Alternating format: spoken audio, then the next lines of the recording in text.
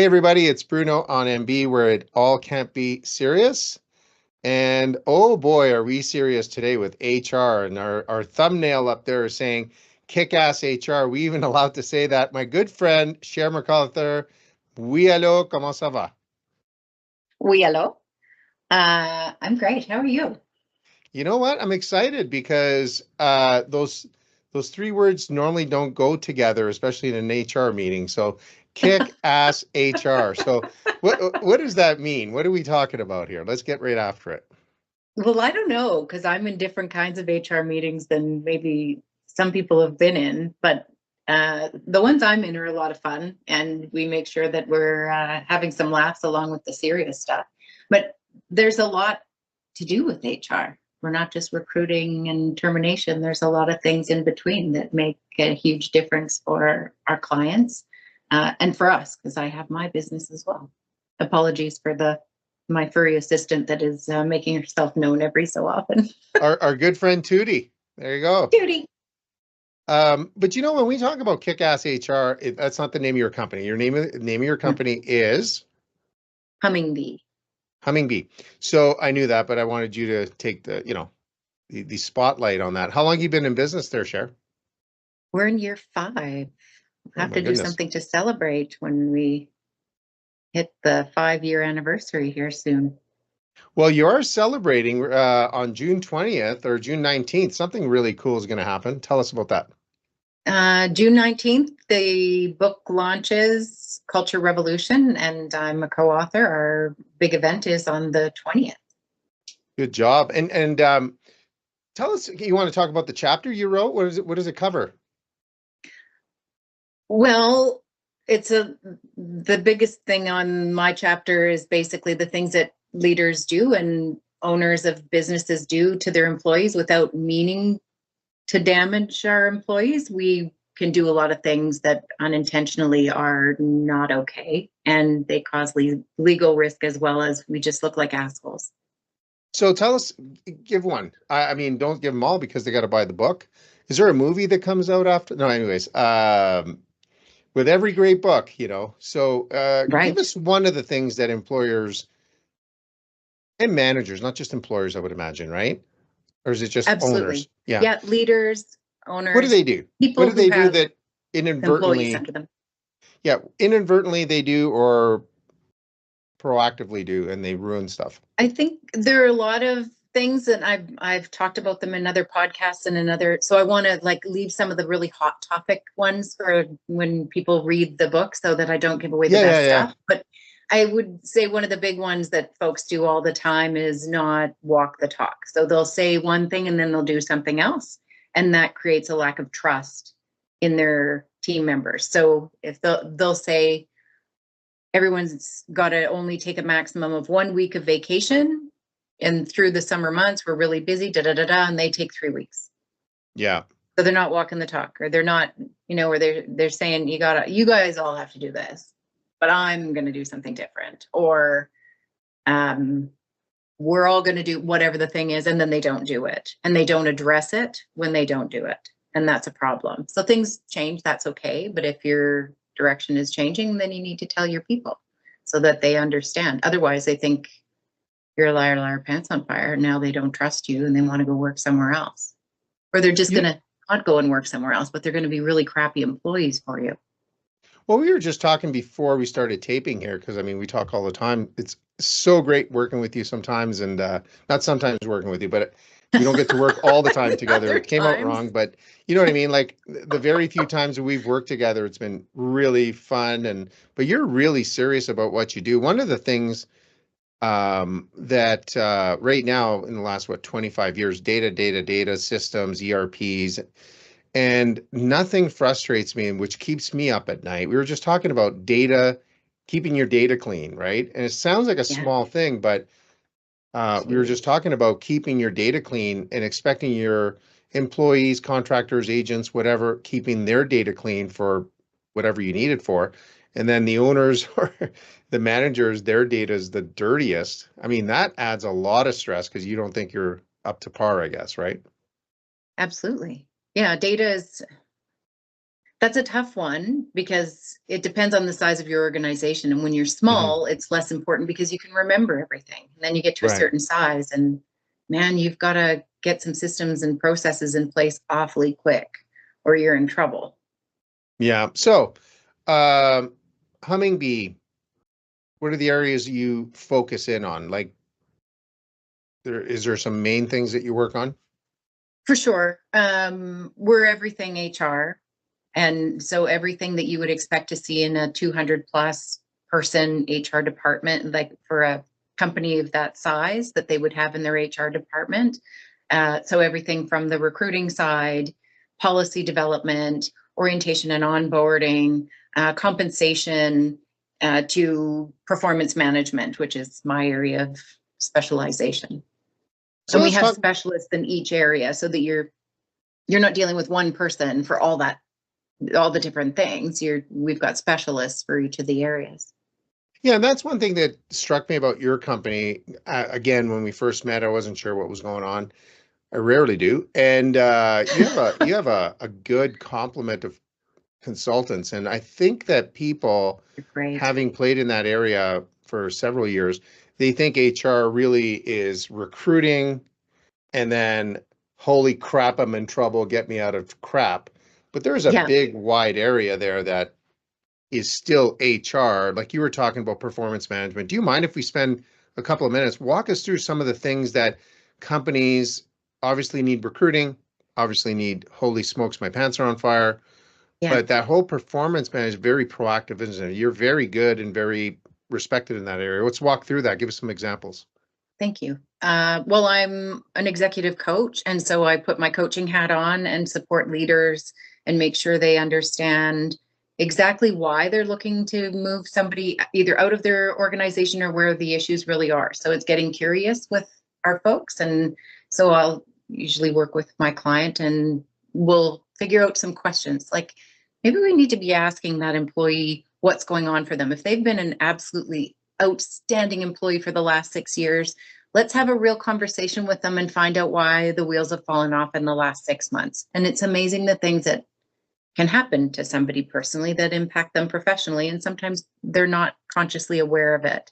So in a lot of cases, we're able to turn things around where that employee that's not as dialed in can come back on board Mm-hmm. and they're even more loyal, more dedicated, more everything. They just needed a little support in getting through something. That's the hope.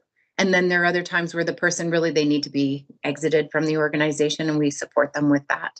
But it's doing it in a way that's going to create the least legal risk for the organization and is going to treat everybody with respect as they move out. Because whether that person was a terrible employee or not, chances are really high that they've got a friend within the organization, and you want that friend who's a good employee to have a good feeling about your company. How you treat people on the way out is as important as how you treat them on the way in. So what does like an engagement look like for you in terms of performance management? Like, is it one day? Could it be 3 days? Could it be ongoing? It can be ongoing. Usually it's not a one day thing. It has been Mm-hmm. in a couple of cases where this is a pretty simple case. Yes, that is illegal, and therefore here are the risks to you if you continue to employ that employee or um, whatever that thing may be. But usually it's a bit of an ongoing piece where we're communicating with the employee a few times. And in some cases, they're not comfortable talking to their leader or the leader's not comfortable talking to them. So I insert myself and start to have some conversations there and find out what's really happening with that person. And it's confidential, but then we know where, like, are they really wanting to stay or not? Fundamentally, that's the piece we want to find out. Um, and it looks different for each client. We have clients that we've had since the beginning when I first started, and it was just me. And then we have clients that they call us when they need us, and it's only a few hours. And so, and everything kind of in between. Like clients that use us for 100 hours in a month, and then some that use us for 10 hours in a year. Yeah, the one thing that I find, when a lot of people watch that show, The Office, and they have the lady who's the Toby, HR person and the Michael guy, and all those guys. Toby. Oh yeah, He has yeah, yeah, yeah. no personality. Yeah, and it's almost like the opposite, kind of a compliment to you, but in order to be placed in between these situations and coaching, you actually you actually really calm the situation down. And in our business interactions, it was almost like you have to feel comfortable to speak to somebody who's not just taking notes and stuff like that. What's your advice to maybe people starting off in HR? uh, and are interested in performance management or conflict resolution within the organization? What should they really focus in on? Um, Become a coach and be curious and become a coach in so many aspects of your life where you're asking a lot of questions. It works great on kids too. Like when you don't know what's going on, or you've heard something from the daycare or the school or the friend's Hmm. parent or whatever, start asking some questions. And it's amazing the things you find out when you understand that person's perspective. It's a lot different than what one person's perspective isn't going to match up with the other person. So just be as curious as you can possibly be and try to park all those preconceived notions or beliefs in what you think you know about that person or that situation or whatever. Just be curious. The big thing I learned with being in business, I grew up in family business, not the one I had. It was just another business with my father for, he was in business for like 50 something years. And there was almost never an HR moment or incident, because all they focused in on was come into work hard, do the best for the client. And I never, ever, ever heard anybody, and my dad was in a shop, never Yeah. heard anybody talk negative to each other, because their focus was do the best for clients. I remember getting into the field, and a sliver of the field anyways, and how many issues you have, you know, in organizations. I'm like, are they not just busy enough? Like, what is your take on that? Because, the owners are so busy trying to make money and the workers are Yeah. so trying to be valuable. Like, where does it start? Like, give us The an example. challenges Yeah, like The how do they challenges start? start with inconsistencies in a business. So if everyone's treated the exact same, everyone comes in, they have to have this level of education and experience, they're going to get paid this amount of money, where it becomes challenging. And if you've got three people and they're working together really tightly and everybody knows exactly why everybody's getting the wage they're getting and everything's transparent, then it's pretty easy. But if you've got a company that's starting to grow, and now you're bringing this new person in and you're paying them more than the person that's been there for a while and they've got the same qualifications. Now you've got an issue. If this person sees that other person's pay stub on the printer or Yeah. otherwise comes across it, now they're going, hey, I've been here 5 years. That guy's been here 2 months and he's getting paid more. And we have the same level of expertise and experience. Like, I'm training this guy and you're paying him more than you're paying me. Now you're going to lose someone. And that's where that can be one of the places where it starts, or you just bring in the wrong person because you're in a hurry and Hmm. you're desperate. You need to get a bum in that seat, and somebody's sister-in-law or friend or cousin or whatever is looking for a job, and you've got to get a bum in that seat because somebody Hmm. needs to do that job. So you just throw them in, and now you've got somebody who's got issues, whatever the issues are. They're just not working out and they're not getting on well with other people, or they're not doing the role that they were hired to, or. And so now you don't know what to do with them. Do you fire them? Do you do the thing where you just treat them really terribly until they want to leave? And I've heard that a lot, Hmm. where you basically bomb your employee until they want to go, which upsets Yeah. everyone else around you because now you look like a jerk. And it opens you up to all kinds of risk. Like there are just so many things that can go sideways. And maybe you've got a great company and everybody gets along fabulously well, but now you've got a competitor that just started up in that same area, and you don't know if you're at risk or not, and you haven't done a comp analysis, and you want to just make sure your folks have the right level of benefits, that what you're offering is comparable to what other companies are offering, so that you're not at risk of losing some of your wonderful people. So what are the other companies doing? Where's that benchmarking against other organizations? And are we competitive? And are there things maybe we could be doing for our folks that we haven't thought about?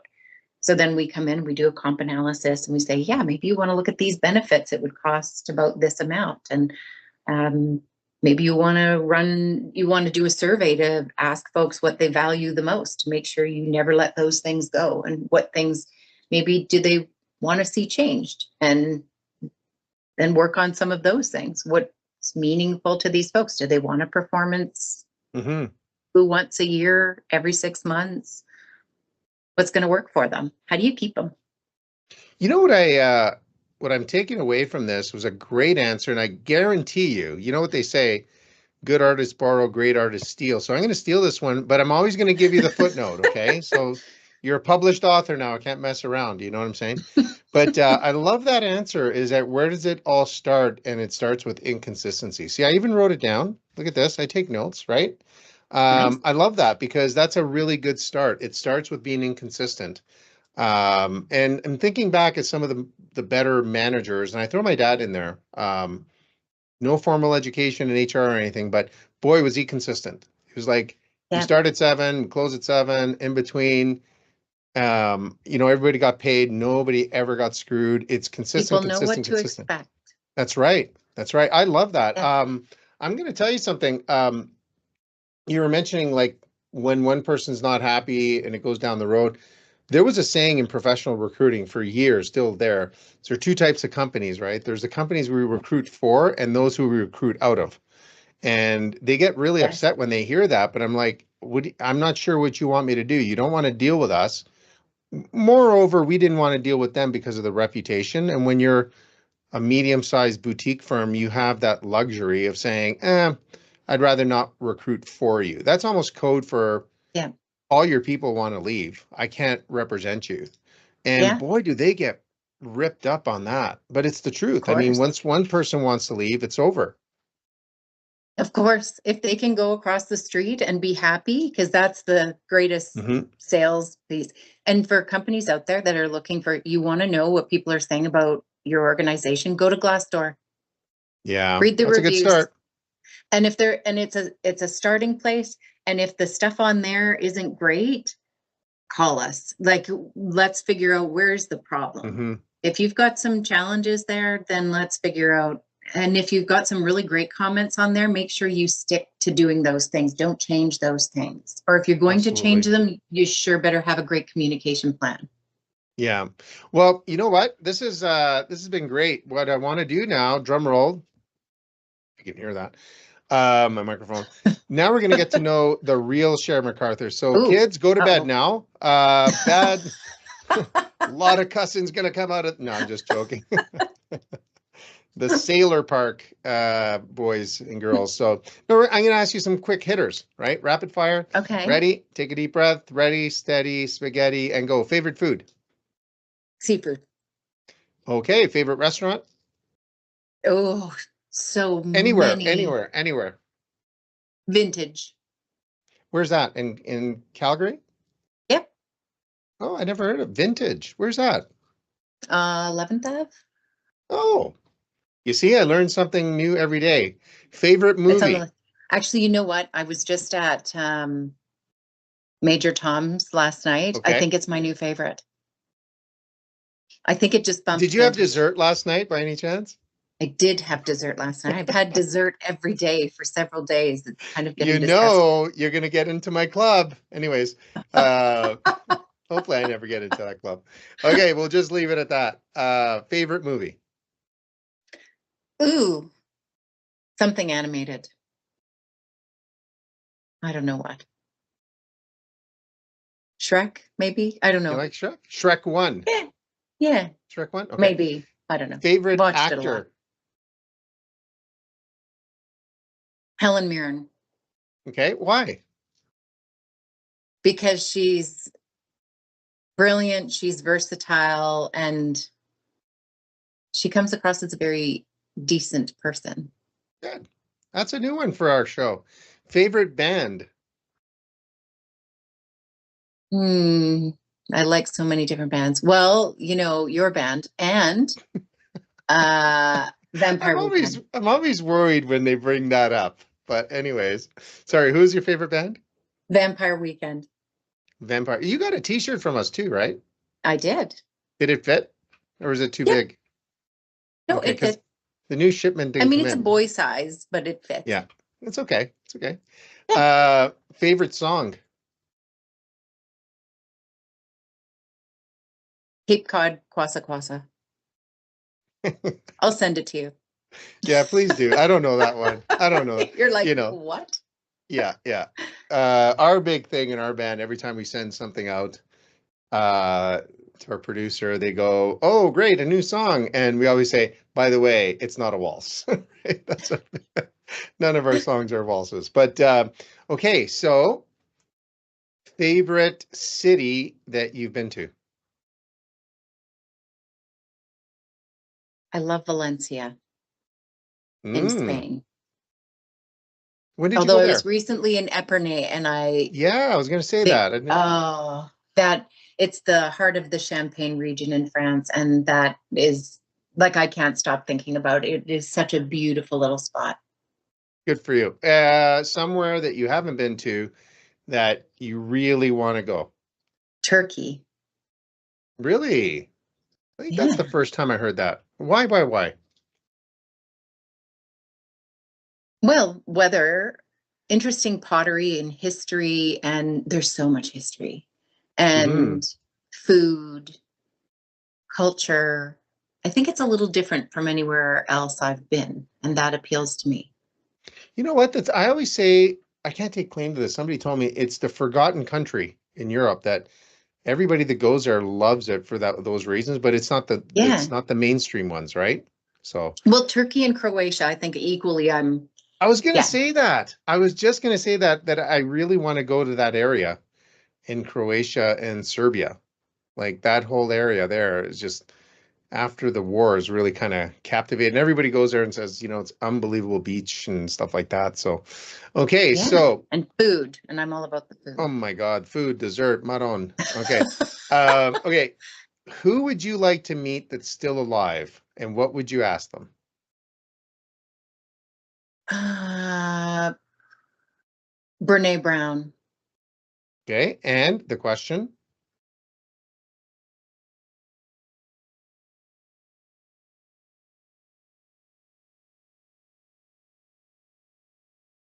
See, all of us Italians, we That's have so the same hard. question: is "How you doing?" That's it, right? How are you doing? So many things. Yeah, she's a brilliant, brilliant woman, and she's done a lot to bring the whole concept of vulnerability and bravery to the forefront. Like her research has been fascinating. And I think I would ask her what one of the biggest challenges were for her in moving into this space where she became public as an introvert that worked behind the scenes. I have an Be idea. interested in her experience. I have an idea. Invite her to dessert in Turkey, and a See whole if bunch she's of those into it. things, right? So, anybody who unfortunately has passed away that you would love to have met, and what question would you ask the person? Oof. Gosh, you got some tough stuff. Well, this isn't your grandma's show here. Someone who's passed over, what would I ask them? Um, Einstein and what he would have Oh, done differently.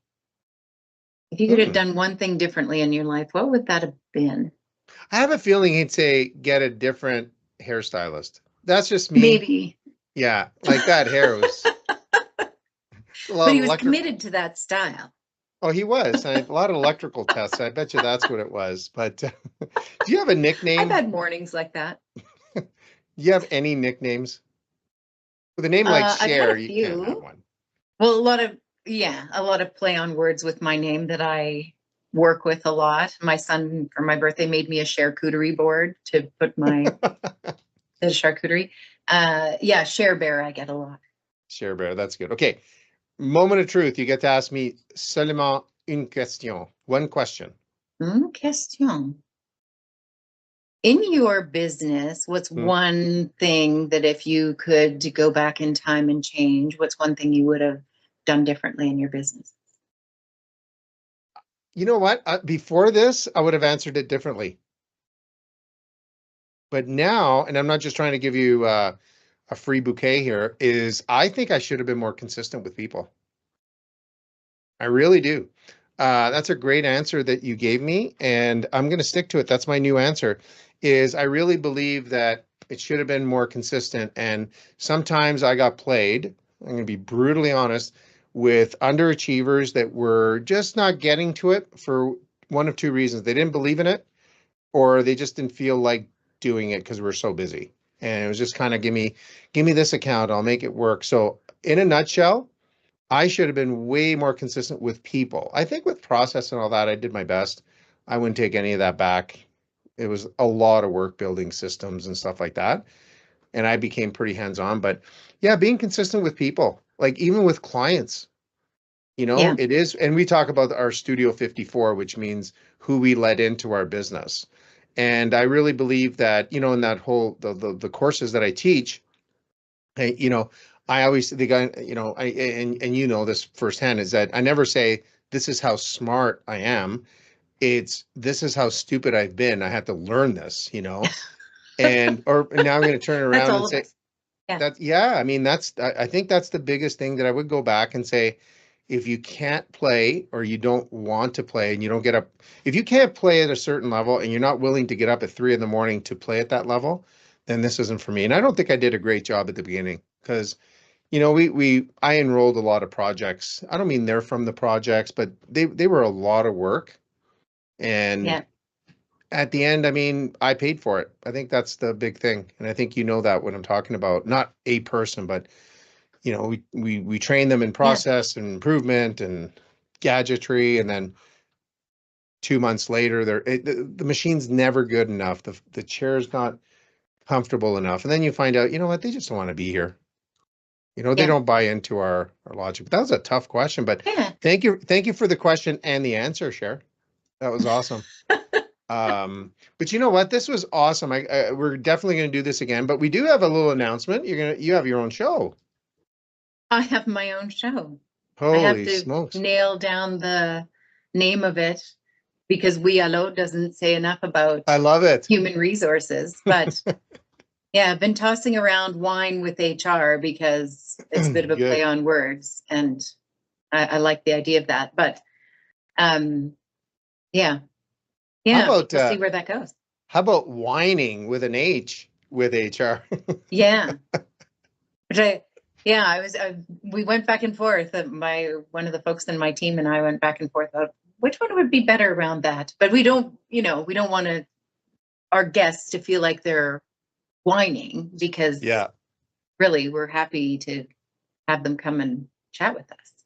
Well, But I wish you all the best on our network. We're really flattered to have thank you. you, and and I'll tell you what, like my 2 cents, I wouldn't even keep it to HR all the time because you have so much really cool experience in other areas that maybe wander a little bit from HR because Yeah, policy, but have fun with it. And we always have a little bit of a laugh every time. And I'm very honored and blessed to have you in our network and also on my show. So we're going to do this again. thank you, Bruno. Get a couple of shows and we'll bring you back, and who knows, you'll teach me something else. Inconsistent is what starts all the problems. But Cher, it was a pleasure. Thank you very much. Thanks, And Bruno. you know what? Have a dessert on me tonight. Send me the bill. More dessert. There you go. Join the club. So, all right. It was great seeing you. All Good right, to see you. everybody. See you guys next time.